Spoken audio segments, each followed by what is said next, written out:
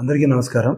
మనకు కేంద్ర ప్రభుత్వం, రాష్ట్ర ప్రభుత్వం ఇచ్చిన ఆదేశాల మేరకు, కలెక్టర్ గారు ఇచ్చిన ఆదేశాల మేరకు 14, 15, 16, 17 తేదీల్లో భారీ వర్షాలు ఉన్నాయని చెప్పి సూచనలు అంది ఉన్నాయి. దాని ప్రకారంగా ప్రతి ఒక్కరిని మన సుల్లూరుపేట మండలంలో ఉన్నటువంటి ప్రతి ఒక్కరిని అప్రమత్తం చేయడం జరిగింది.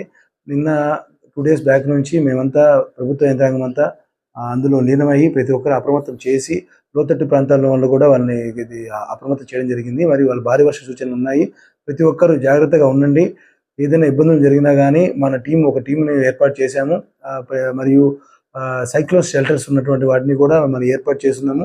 వాటిని కూడా నిన్నంతా వెరిఫై చేశాము. వెరిఫై చేసి వాటిని క్లీన్గా రెడీగా ఉంచాము.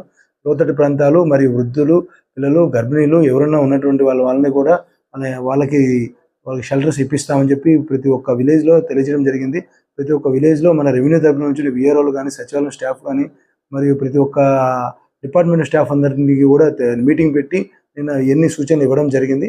మరి మన ఆఫీస్లో కూడా ఒక కంట్రోల్ రూమ్ ఏర్పాటు చేయడం జరిగింది. కావున ఎవరైనా ఇలాంటి ఇబ్బందులు ఉన్నా కానీ కంట్రోల్ రూమ్కి సంప్రదించడంలో ఆ కంట్రోల్ రూమ్కి మన డీటీ గారు అటాచ్ చేయడం జరిగింది. మరియు ఆర్ఐని అటాచ్ చేయడం జరిగింది.